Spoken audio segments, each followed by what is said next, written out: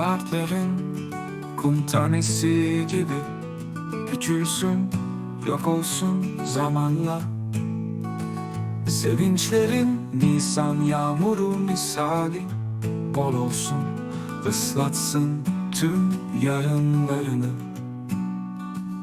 Yükle dertlerini gri bulutlara, rüzgarlar uçursun dağlara, denizlere. Mart, Nisan, Mayıs ayları çiçek kokusu getirir ellerine. O kokular ki vücudumu sarmış, aşk gibi, çiçek gibi. Güneşin sıcaklığında eriyen kar misali. Her insan bir yağmur damlasıdır. Sen düştün gönlüme bir sabah vakti. Sessiz, sakin ve derinden seni seviyorum desem inanır mısın?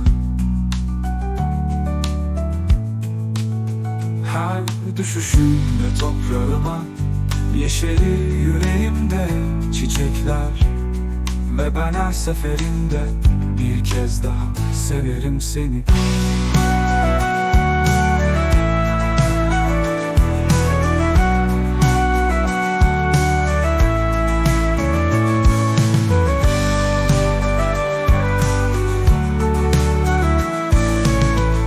O kokular ki vücudumu sarmış, aşk gibi, çiçek gibi. Güneşin sıcaklığında eriyen kar misali. O kokular ki vücudumu sarmış, aşk gibi, çiçek gibi. Güneşin sıcaklığında eriyen kar misali. Her insan bir yağmur damlasıdır. Sen düştün gönlüme bir sabah vakti. Sessiz, sakin ve derinden seni seviyorum ve sen inanır mısın? Her düşüşümde toprağıma yeşerir yüreğimde çiçekler. Ve ben her seferinde bir kez daha severim seni.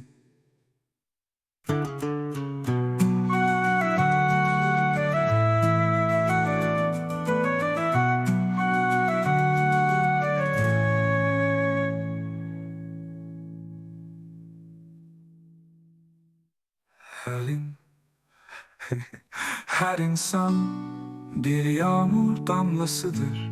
Sen düştün gönlüme bir sabah vakti. Sessiz, sakin ve derinden seni seviyorum desem inanır mısın?